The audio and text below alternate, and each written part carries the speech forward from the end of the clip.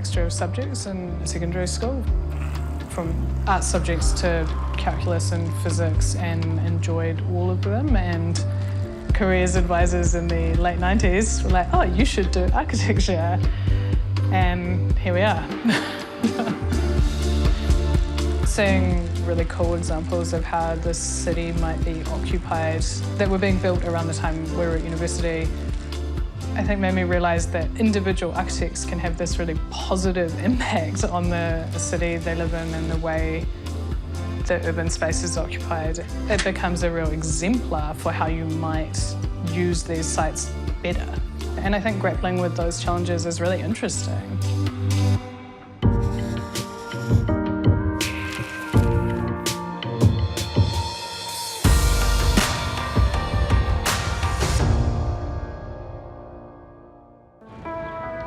Sally Ogle and Ben Mitchell-Agnon are the guiding lights of patchwork architecture based in Wellington.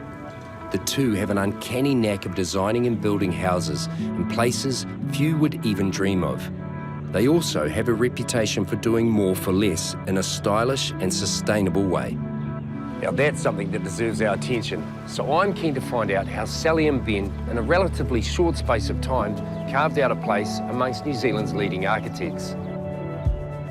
I've asked Sally to take me to 3 favourite homes designed by other architects that have particularly inspired herself and Ben, as well as 3 of her own favourite patchwork builds. And we start in Wellington, where a group of first home buyers banded together to make entering the property market more affordable. Sally, I'm intrigued. An amazing site. This is a co-housing project by Spacecraft Architects. A group of friends of ours, friends of the architects, who had been flatting, some of them together for quite a long time, and wanted to get houses, but obviously property market is a disaster, and realised that banding together to build individual houses and some communal space on what is an amazing site might give them some opportunities that they didn't otherwise have. It's essentially the same as any apartment building, except you're friends with your neighbours and you've got some communal space to have a party in. Brilliant. Co-housing has so many interesting facets to it. One being that there's no developer involved, so that developer margin's not part of the picture, and so they can take that and turn it into either cost savings or improving the quality of the final design. So this is the communal building. This is what separates this sort of co-housing project from a typical apartment building, in that this is a space that all of the occupants can use for dinner parties. You could have a dinner party for 20 people in here if you wanted. Yeah. And you're away from the houses, so noise is not a big deal. Mess you know? Somewhere else that's not in your house. Yeah, really cool. It's just an extension of their living rooms, which allows the individual houses to be a lot more efficient, a little bit more compact. The materials, they're really effective for what they're trying to achieve. It's really simple. We've got plywood floors, we've got really cost-effective Gerald cladding.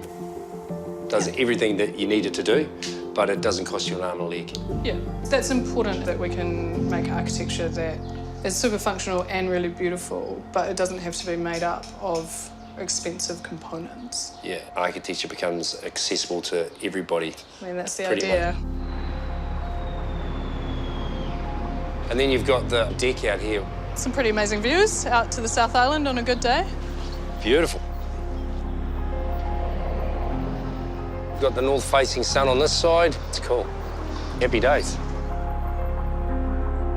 This is the southern side of the housing and opens onto the front doors of each house through these little covered front porch spaces, which in themselves extend the space of the apartments without having to build more costly interior space. This space is also quite sheltered from the southerly, sheltered from the northerly, so this is another space where they can all hang out on, you know, those less than amazing Wellington days. Not being disrespectful to Wellington, but you do need to protect yourself from the wind. Although you're acclimatised, but I can feel it.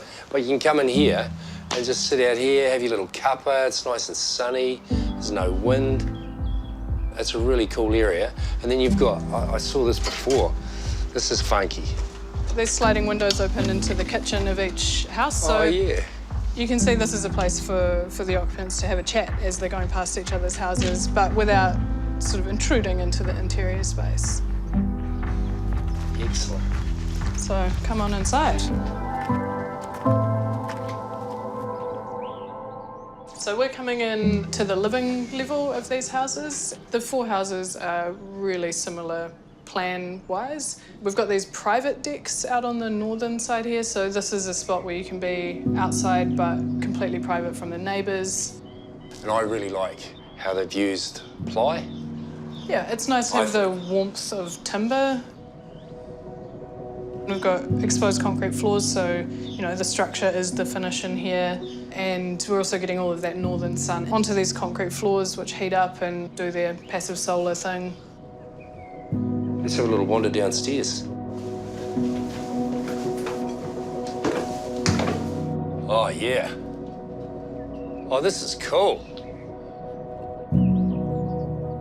Like, that's just really tranquil, quite idyllic. Yeah, it doesn't feel like you're in the middle of the city. No. I think that's important to have these really tucked away private spaces that the occupants can retreat to. And it's really lovely to have bedrooms that open out with doors to outside, and I think that helps compact spaces feel larger, which is something, you know, we think about when we're designing quite a lot as well, is how do we make these quite compact, efficient plans feel more generous. We use a lot of similar materials, so macrocarpa, exposed structure, not putting jib on the ceilings. It's another thing you don't have to pay for. Keeping it pretty simple, things that don't require heaps of repainting and maintenance. Yeah, no, it's really cool.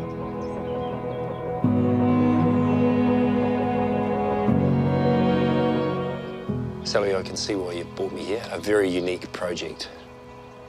I think this is an exemplar for what can happen on some of these sites in our cities, where one house can turn into 4 really great living spaces with a strong community around them, where they're not reliant on cars every time you need to go to the shops.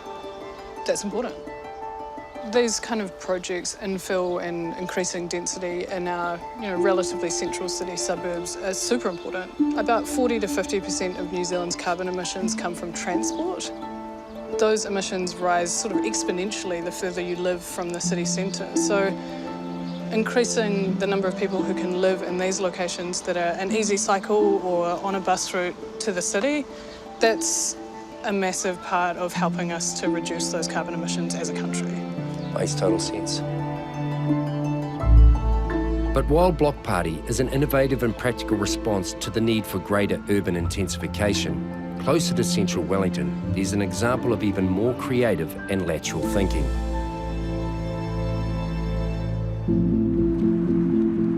This time, Sally's patchwork partner, Ben Mitchell-Agnon, is joining us. In fact, they were both students at the Wellington School of Architecture and witnessed this next build going up. It's the second of Sally's favourite homes designed by other architects. Okay, guys, what are we actually looking at? Because the buildings are reasonably underwhelming. They are, yep, but Look up. check out that one. Okay, that's a bit different. Yeah, so this is the Skybox by Gerald Meling, who Ben worked for a long time before we started patchwork architecture.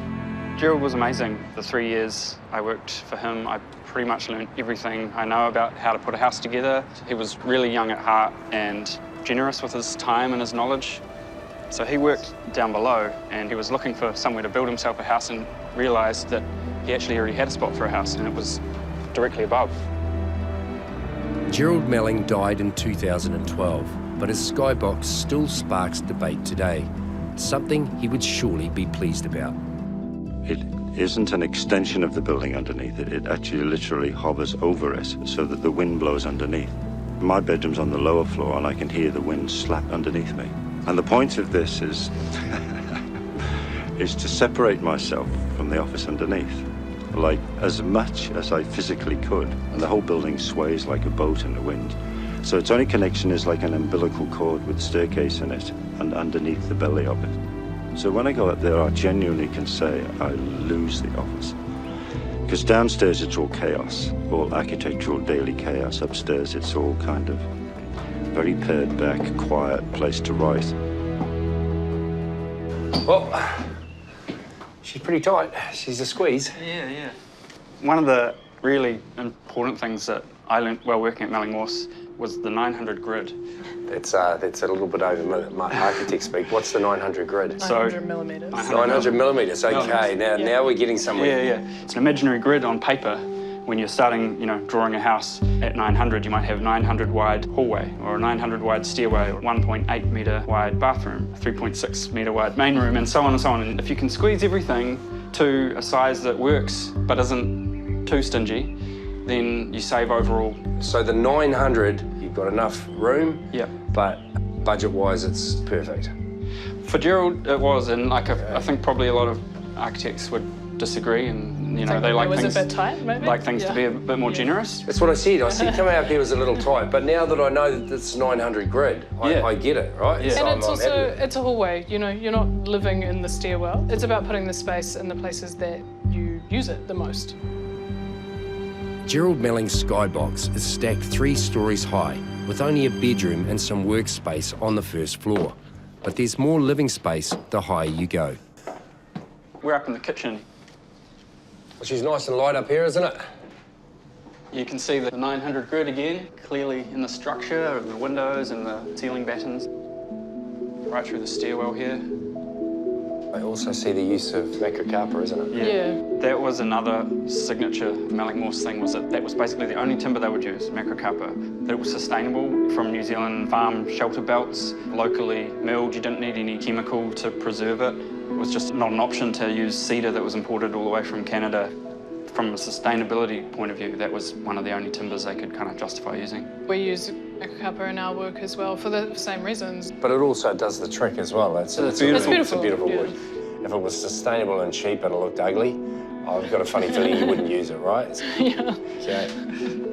I think this is a really interesting project in looking at how much space you actually need to live in. This has got a pretty small footprint, but you've got this outlook and sun and light, and it feels generous. Like, the bedrooms are actually really generous for the overall size of the house. Sure, the stairwells and the hallways are tighter, but thinking about where you need the space in a house and how people live is really important. That's something this project makes me think about. We took a lot from Gerald. He was a really amazing architect. He wasn't only an architect, he was a writer, he was also a poet. He's someone that's obviously affected you quite a lot. Yeah. No, I miss him a lot. He was always happy to give it a crack, even if someone had a crazy site or not much money. I guess we're a bit the same. Well, that's really nice. It makes architecture and architects accessible to everybody. Normally you think of architects and you think big budget. So it's actually really nice. That's your ethos, I reckon. Good design shouldn't just be for rich people, Exactly. basically. Yeah. Yeah. How Gerald Meling managed to get council consent to build his skybox at all is probably worth a documentary in itself. But one thing's for sure, there were 2 young architecture students studying down the road who saw it being built and were greatly inspired. Seeing the skybox go up, it was like basically a whole new residential style, to me at least, that using this leftover space above other buildings and actually occupying the city in a way that wasn't kind of soulless apartment buildings.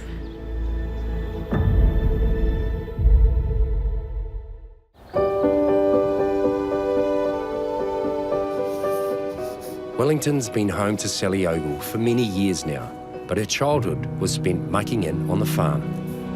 I grew up in the middle of nowhere, in the Wops, 1,000-acre farm in eastern Taranaki. As you can probably imagine, there's always something being built or fixed or made, and as a kid, you get dragged into all of those projects that say, Sally, come here, you're learning to weld now because we've got to make this gate, or paint the yard railing, or we've decided to put in a tennis court and we're going to be concrete mixing for the next 24 hours. That's always been a part of life, I guess, for me. That early practical experience fostered a can-do attitude that served Sally well.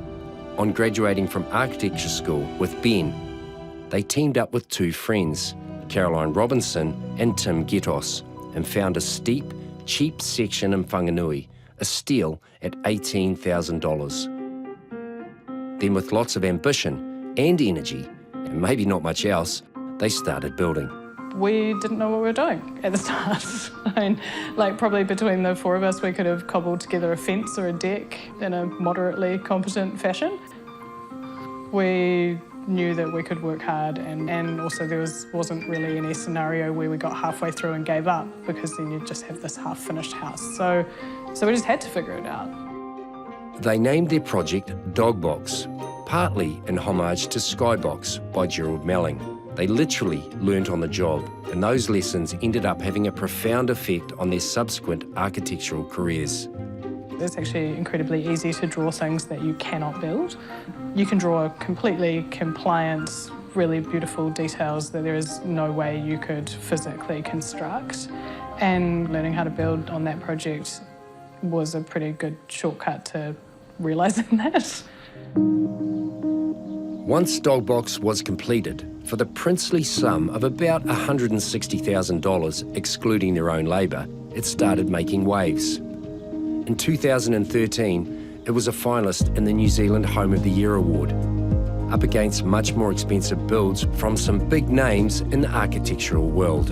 It didn't win, but that hardly mattered. These youngsters had arrived. That was obviously pretty gratifying for us. That felt like a good starting point to go and do our own thing. And we never went back to working for anyone else. Sally and Ben's next project was in Wellington, on a site no one else apparently could see the potential of. The result was Stealth Bomber, an ambitious design that put patchwork on a lot of people's radar.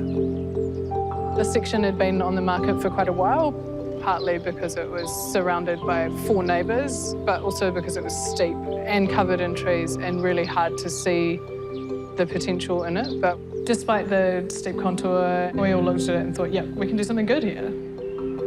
First thing we did was get a digger to come and see if we could fit a digger between these 2 garages, because that was kind of make or break for being able to build something.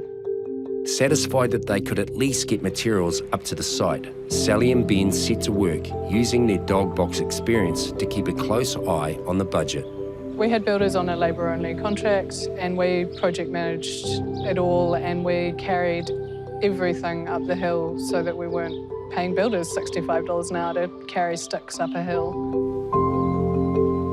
The difficulties of building here ended up working in Ben and Sally's favour. They were forced to think right outside the box, literally. The form of this house is dictated largely by the site constraints. What we decided to do after several iterations was get the building as high up the hill as we could, and then wrap it like a boomerang. Following the angle of the boundaries. We could have more height in the middle, top corner of the site, but as we fell down the site, the building had to follow those height to boundary rules. Another challenge was creating usable outdoor living space. On these steep sites, you're not going to end up with a flat lawn. So creating outdoor spaces as an extension of the house, which also lets the house be maybe a little bit smaller if it can spill out onto larger spaces. The decking surrounding Stealth Bomber and the extra living space it offers is even more important when you consider the floor space of the house itself. This house is 1 room wide and never gets any wider than 3.5 metres at any point in the building. And there's lots of architectural moves to try and make that feel a lot more generous than the floor plan size would suggest. We've got volume, obviously, open plan space that's broken up with changes in level, changes in volume, changes in the material of the flooring. And there's a lovely feeling of space having this generosity in the length through here. And these doors are overall sliders, so they can slide right back over the cladding, and you get a 3.5 metre wide clear opening. And on those rare Wellington days when there's no wind, you can have both sides completely open, and it feels amazing. With their hard-won experience building Dogbox, Ben and Sally, joined by Sally's husband Chris, took over Stealth Bomber once the builders had made it watertight. By this stage, Sally had decided this could well be her family home. Me and Chris and Sally took over a year of weekends to finish the house. And that was all of the flooring, the ceilings, the kitchen, the bathroom, the decking, the stairs up, and installing these large recycled Oregon beams. The material palette in this house is pretty simple. It's black colour steel on the outside, jib and macrocarpa used in lots of different places. Macrocarpa is something we use in a lot of our projects because it doesn't need any finishing. None of this has anything on it. It's just going to silver off over time, and inside it is just, wearing really nicely as we walk on it. We got all the marble that you'll see all around the house out of a commercial building that was being demolished. It was just going to end up in a skip bin. So we were able to take about 2 tons of green marble. Apart from being lovely, these recycled and found materials, the point of it was to save money and that we didn't have to make every decision about the house on a piece of paper. We could take our time over a year and say, oh, look, we found this, where can we use that? Moving from the public spaces into the more private part of the house, there are 3 bedrooms, plus a little hidden extra. In this part of the house, they've dropped the ceiling to about 2 metres, which allows for us to sneak in a bunk room by compressing the ceiling above the bathroom. And because either side of that compressed area, you're in quite a lofty volume, it still feels generous and spacious rather than tight and compressed. It's just such a great overflow space for guests crashing or children playing. It's a real bonus for this house, and it didn't really cost any more money. We tend to give generosity to spaces that we use more. Having a slightly smaller bathroom, if that means you can have a bigger living area where you spend a lot more time, then we'll always go for that. I've spent huge amounts of time here over the last 4 years and never get sick of being at home. It's a surprising house that has a lot of variety of spaces which are really lovely to live in. This project was about making the most of a site with a whole lot of constraints. Payoff is often they're more private, they've got better views. Being in the trees is just a really lovely feeling for a house which is actually quite close to town. I think we accomplished a lot, and there were hard points in the process of building this house, but we're still friends.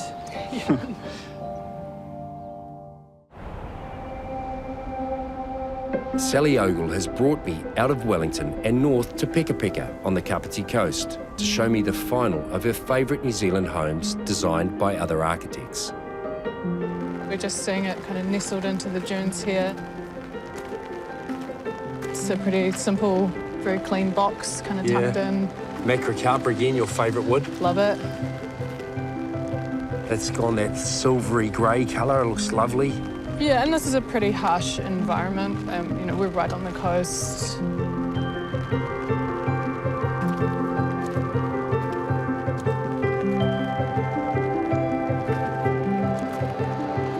Because we're into a courtyard house here. This is cool, isn't it? I love the olive trees. Andrew, both the architect and lives here, describes the sort of form of the house with the courtyard as creating some defended territory in what is a pretty harsh coastal environment. Well, it makes sense because the sea's there, obviously. You've got Sea's the right wind there. blasting through there. I guess it's like a concrete bunker, really, isn't it? Yeah, and I think this space in some ways allows that sort of wild dune landscape to come right up to the edge of the perimeter of the house, and then this is a more domesticated landscape. I think it's an interesting space. A lot of courtyard houses turn towards the courtyard and it's sort of the focal point of the house, but in this house, I think it functions more as a sort of an in-between space. And that's particularly important in this home because there are 3 generations living alongside each other. Andrew and Julianne, his wife, live here along with their children, but Julianne's parents also live here in a separate unit. Seems to be a running theme with you, that generational thing with the families living together. Yeah. It shows it can work. I think that kind of co-housing in whatever variant, like family or friends, is a really interesting way of living that works really well. Especially now, everything's just so expensive, and as long as you can have your space, because it's not everybody's cup of tea to be living with their in-laws or their friends, but as long as you've got your little pockets and it's intimate. I think that is what makes it an interesting design challenge, because those issues of privacy can be solved with good design. You don't have to feel like you're living on top of each other. Exactly. It looks very, very interesting. I'd like to get inside and have a little glimpse. And you architects, you all tend to build like really quite minimalist, eh? Like concrete, glass, steel. I mean, I'm interested in the way materials go together and creating amazing spaces using a limited material palette. So thinking about the detailing. This house has got some really sophisticated detailing. After you. You certainly get an eyeful, don't you? Yeah, it's a pretty amazing view out there. You know what I like about it? It feels like you're living in the dunes. Yeah, I think this house feels like it's carved into or out of the dunes in a lot of ways. We've got this concrete base to the whole thing, which changes levels. And it feels like that's holding it all down to the dunes. I like it. It feels lived in, Yeah. but really sleek and clean. I love this house. It's got a real sense of volume, and I think it's interesting to achieve that in a house that actually has a flat ceiling. So the volume is being created by the floor being lowered and raised in different places. Really like the kitchen. Even the finishing, everything that seems to be quite exact. Something you mentioned before is that us architects like to use a minimal material palette. And I think that those junctions that you see in this house where one thing just seamlessly runs into another are actually so hard to achieve. Andrew's done such a beautiful job of those really clean transitions here, where the windows go seamlessly past the ceiling and you get that sort of feeling of volume in the space, and then you get that really clean line when you're looking at it from the exterior where the windows go right up to the roof. The ceiling is a flat plane, but the floor level keeps changing. So as we get down here, it's the hearth for the fire and a window seat looking out to the view. It's quite cosy, isn't it? A sunken down lounge. It's nice to have these sort of cozier spaces in larger houses. This is a reasonably spacious house overall, but it's broken up into lots of intimate nooks and smaller rooms, which make it feel really livable. For me, that's kind of what architecture is all about, is about creating spaces that feel really good for the people that live in them. Yes. One thing I really admire about the Peka Peka house is the architect and owner, Andrew Sexton, resisted the urge to level the dunes to create one flat site. Instead, he varied the floor levels to create different spaces, from the home office to the steps and the ramps in the courtyard and to this lounge. So this wing of the house is the bedrooms and bathrooms. And then what have we got through here? They've got, then it opens out into another really nice space. These kind of spaces mean that you don't need a second living space. You could imagine the kids playing in this spot whilst, adults are in the lounge. That's going to work. Yeah, absolutely. And kind of similar to some of the other places we've seen on this tour, the space is in the bits of the house where you use it. So the bedrooms themselves are actually pretty compact. Where you've got spaces is in the living rooms and these sort of spaces that are a bit more multi-purpose. I can see why Sally has brought me here. There's restraint, simplicity, and elegance to the design, which is reminiscent of Patchwork's own work. This house, I can tell by just walking around it with you, you're sort of glowing. You really like this place. I really like this house. I think it's a great house. It's got beautiful detailing. This is a hard environment to be designing in. That's super interesting as a design problem. I think it's fantastic. Magnificent job.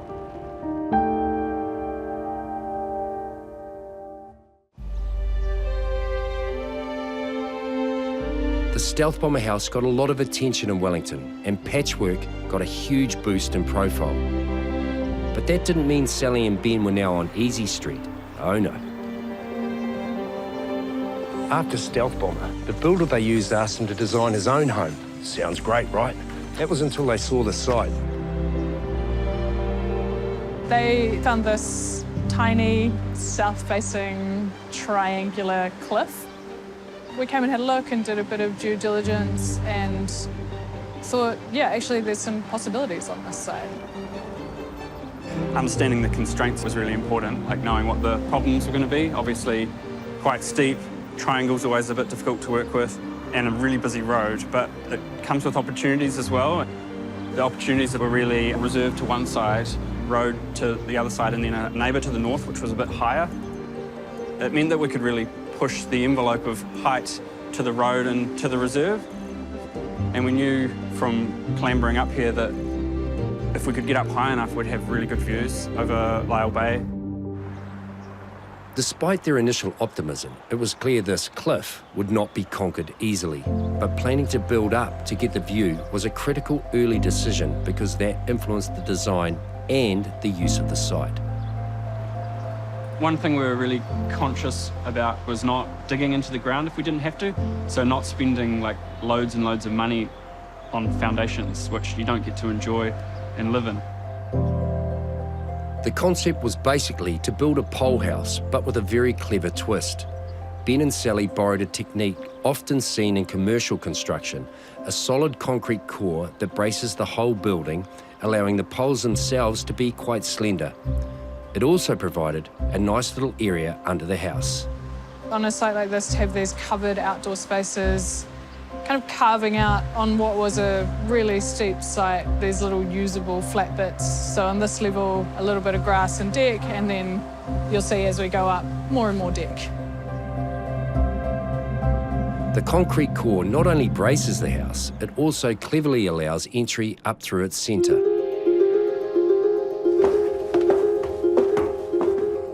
So we pop up from the core right into the middle of the plan.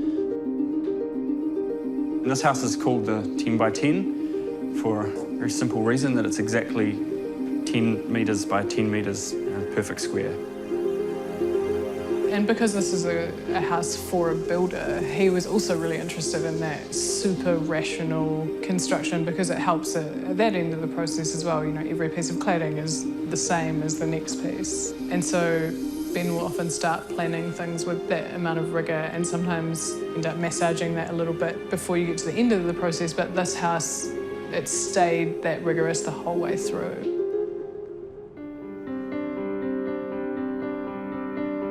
Architects often talk about rigour and purpose when discussing design, and the 10 by 10 house is a great example. It's only 100 square metres on one level, but there are 3 bedrooms, 2 bathrooms, the kitchen and dining, and lots of spacious living. Plus some other nifty design features as well. The thing we experimented with on this house was dropping the windows, the glazing, below the floor and then above the ceiling. And apart from being quite a beautiful effect in here, floor kind of floating up to the glass, it means there's actually less junctions and less bits and pieces on the outside of the building, so it gives it this really sort of crisp line on the exterior. I think one of the things that we think is really successful about this house that we're really happy with is the way that we're able to carve out exterior spaces, really usable ones that extend the floor area of the interior. There's certainly some clever indoor-outdoor flow at work here, but Ben and Sally went one step further and built something on top that really capped things off. The roof deck is a bit of a folly, and it's In Wellington. In Wellington, but it is really amazing up here on a good day. We also built this little shelter that we like to call the bus stop, which can house, a barbecue. It's got a sink. But the main thought behind that was for putting in outdoor furniture because we were worried that it would actually end up on the road in a good northerly. It's always great bringing someone up here and taking them over the edge and, have the sort of look over and realise that you're 14 metres above the ground or something. I'm scared of heights, so it makes it feel quite safe to have the balustrade pulled back from the edge. This is a house that we're really proud of. Adam and Alicia were really trusting clients, and I think that allowed us to push pretty hard on a really difficult site to get a really great outcome. The 10 by 10 house was another award winner for patchwork architecture, but it was also a pivotal project for Sally. It helped her redefine and expand her role in the company and how she worked with Ben. I think we have a really great working partnership where our skills are really complementary. He's a really amazing designer. He's really strong at those big ideas. I also do plenty of design work, but I've come to realise that some of my strengths are in getting the projects through the process. 10 by 10 is a really good example.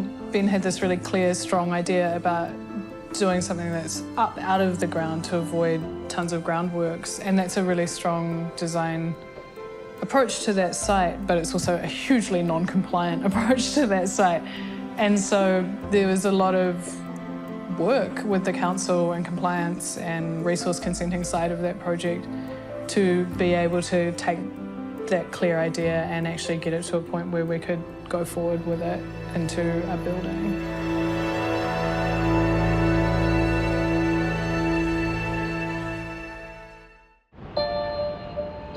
Patchwork architecture principals Sally Ogle and Ben Mitchell-Agnon both live in houses they've worked on together. Sally in Stealth Bomber in Wellington and Ben in their first ever build, the Dogbox in Whanganui. Despite living in different cities, they continue to collaborate closely. What are you working on? I've been looking at the Arrow Street site. And share the same philosophies, especially about the future of the New Zealand house. We work on a lot of very budget-driven projects, and so the approach we take to sustainability and environmental issues is often a reductive one rather than additive. So we're not adding in features, for example, like photovoltaics that would generate their own energy. So those just simply don't make the budget cut for our projects. But what we can do is build a house that's half the size, and that's going to use less energy over its lifetime.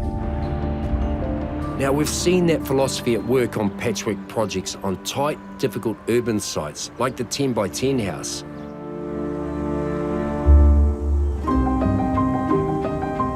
But this wide, open rural site is another story altogether. Unusually for patchwork architecture, just a flat paddock as a starting point. I'm intrigued. The location is so different for Sally and Ben, but it sounds like this was a challenge they felt compelled to take on. It was about zooming out and looking at the wider site analysis. You know, where's the sun, where's the views, where's the prevailing wind? How do you do a house in a paddock? Yeah, well, I tell you what, you've done an extremely good job. This is really cool. It looks like a full-on concrete block that runs around the whole place, but it allows the paddock to come right up almost inside, but it's a... Yeah, it's a nice delineation to the domesticated part of the house. I grew up in the country, and one of my kind of pet peeves is there's houses and then you have this strip of lawn and then this funny fence. So this path allows the paddock to come right up to this house, and it just feels really comfortable in the wider landscape. Come on in. Really intriguing structure, isn't it? Look at that. Oh, I love an outside bath, but it's an outside shower as well. It was a chance to do something really lovely. It's so cool and it's so private. There's this massive landscape. It's quite hard to fathom how big it is, isn't it? Like, it's huge, right? And yet you feel really private. Yeah, obviously that was a pretty big consideration with the orientation of the house, and the way that that works is those long views, but also that privacy. These are very much like extra rooms that expand the living spaces. Here's the macrocarpa again, which I love. Yep. In this case, the mac is just from a mill, I don't know, probably about 20 k's up the road, so super local. I love the way you leave everything exposed, so you can see that the rafters, the nuts and the bolts, nothing's been closed in. If the structure can be the finished product, then that's a, it's a whole layer of less stuff that you're having to do or pay for. Yeah. Stripping it back to what it needs to be. Oh, yeah. That is really beautiful. The finish is similar to outside, quite simple, concrete floors throughout, jib everywhere. Well, I tell you what, I love this wall. Isn't that beautiful? There's a little door here that pops open like that. So this is a really special part of this house. This can actually move, the whole wall can move. Look at that.